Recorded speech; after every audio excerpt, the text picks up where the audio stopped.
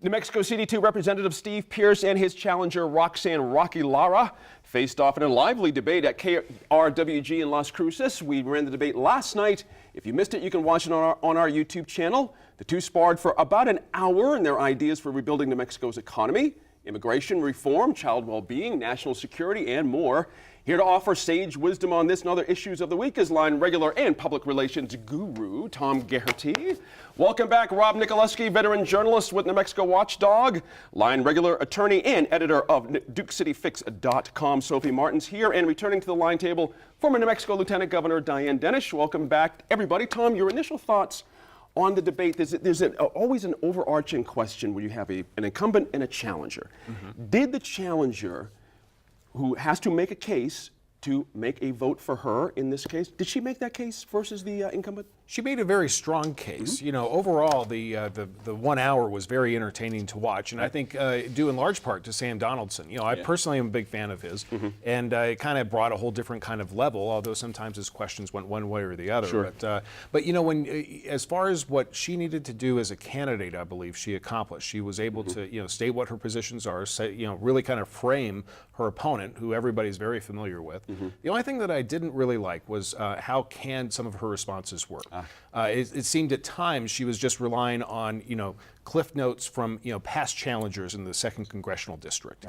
So, as far as fresh ideas, it seems as if she was always trying to bring the conversation back to southern New Mexico. So I found a lot of, a lot of good takeaways for her. As far as Congressman Pearce, he didn't have that huge gaffe. There was that one point where his Googling prowess came into question and stuff. But and I got a kick out of that. But there weren't any major gaffes. There you go.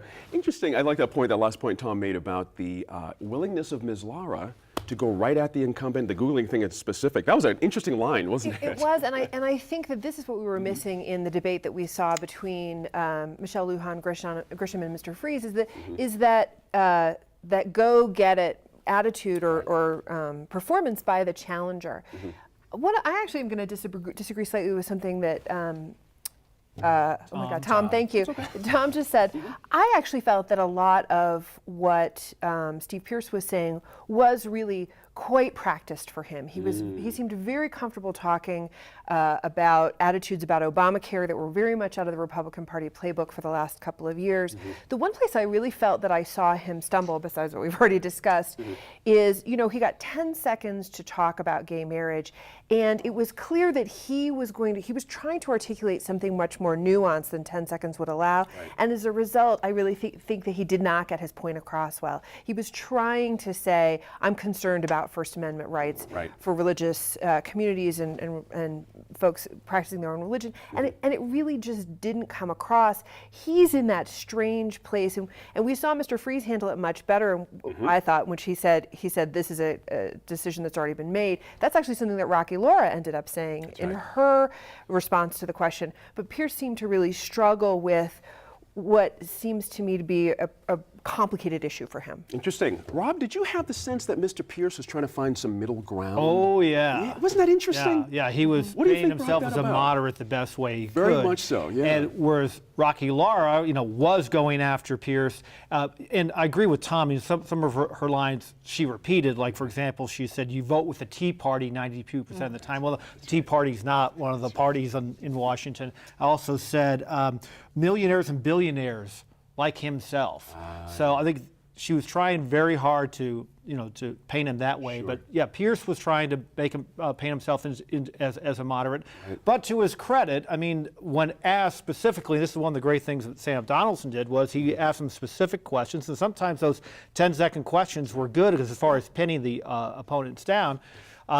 When he asked Steve Pearce about gay marriage, he said he was against it. He said he was also not in favor of gun control. So there were, even though there were some opportunities for him to try to paint himself as a moderate on some of those very specific issues, he had to get nailed down, and he did. Yeah, Lieutenant Governor, were you going for the moderate thing? What was your sense when you started hearing it? I thought he was not going. He was rebranding himself.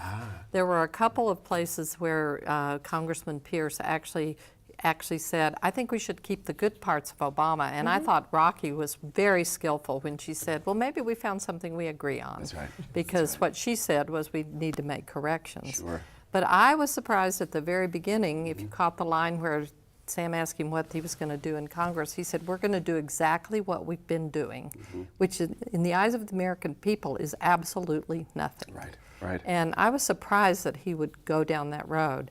I thought as a challenger, Rocky really held her own, and even if you call it a draw Sure. for a challenger, that's a win. How do you, when you factor in the money she's been able to raise, now that we've seen her publicly, does it change things, do you think, markedly in the district, now that she's been sort of out there for folks? Well, I think she's been very good, and the demographics of the districts are actually changing. Yeah. And she's had a lot of support from the Democratic Congressional Campaign Committee in Sure. terms of backup support, maybe not so much money. I thought Rocky did a really good job, but to go back to Pierce, I think he tried to, I do think he was very awkward on the gay marriage question. I don't think he answered it unequivocally. I think what he said was, we're going to have, now we're going to have to redefine marriage, which just, I think, totally eludes people as one of the arguments. Sure. Another issue that came up, of course, is immigration, considering the district and all that's going on in our country. Where do you think Mr. Pierce came down on immigration? I didn't hear anything necessarily new, but did you feel him getting a little pushed by Ms. Lara on this issue? I mean, I think it's a really good good question, in part because this is the district that, you know, Artesia's down there. This is the district that is probably, of all of New Mexico, feeling it the most. But we're seeing that there's the need for some nuance down there in that, and especially with the activities that we see among the churches in the southern part of the state.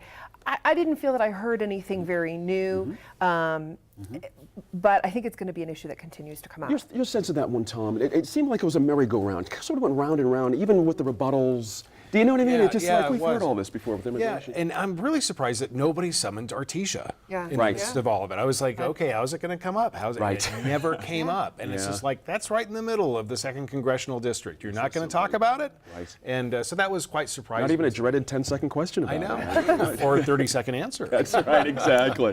Exactly. Rob, your sense on that one, immigration, I want to pick up on some more, but immigration for you. Did the needle move either way if you were a voter watching these two? I don't think so. One of the things that struck me was, and I'm probably going to write a story about this, was Sam asked them, do you want federal funding for the spaceport? Both said yes. Yes. I'm like, Interesting, wow. wasn't it? Yeah. New Mexico taxpayers have already spent $220 million on the spaceport. Now we're talking about federal? Were you But expecting? that's a bread and butter issue. Yeah, for that's the true. state. Yeah, it is You don't for, want to for fumble that, that for that one. district. Right. But still, though, I thought, wow. Were you okay, and it expecting was kind of something a from Mr. sleeper. Pierce more along the lines it was a boondoggle, or what? No, I do you don't think? think so because Yeah. it's you know, first of all, the horse has already left the barn there. True. So I think, and also there seems to be support in southern New Mexico for it. But I would have thought that if you're painting yourself as a fiscal conservative, you would say, well, let's see if we can get Mr. Branson to Right. launch Virgin Galactic first, and then we can talk about federal. That's a very good funding. point. That's surprising. Lieutenant Governor, to finish this section, I'll stay with the spaceport with you. It was interesting, there were two referendums that seemed like were being argued, one on Mr. Obama in the Congress, but certainly, once again, your old boss, Governor Richardson. It was interesting about the spaceport. I kept hearing echoes of Governor Richardson in this as well, but then getting support from it from Representative Pierce was very interesting. Has the point been proven for you on spaceport because of things Well, like this? you know, I think that the people of the district, 4 counties passed the tax, Yeah. and that was part about education, but part about the spaceport. It's an economic driver down there, and it can be both tourism, it can be education, it can be all those things put together, and I think people are starting to see that. Right. So I wasn't particularly surprised when they both actually supported the spaceport and said they would try to, you know, bringing money to your district is still an important part of being in Congress. right. I do want to say in about Rocky is I thought focusing on how she could serve the district was really important because that's what Congress people do. You serve your constituents, and so when she kept focusing on how she's going to serve the people, of her district. I Mentioning thought by that was a name the really- district, yeah. over And in over. politics, you have to say everything you say over and over again until you're nauseous. That's right. Really. That's right. So I can appreciate the on the teller or the listener, repetitive, remarks. I hear you, though. Very good point. If you missed it at New Mexico PBS last night, watch this full debate online. It was lively. Sam Donaldson kept it moving, and the candidates were engaged. It's on to our website, NewMexicoInFocus.org. Up next, correspondent Gwyneth Dolan interviews Secretary of State Diana Duran.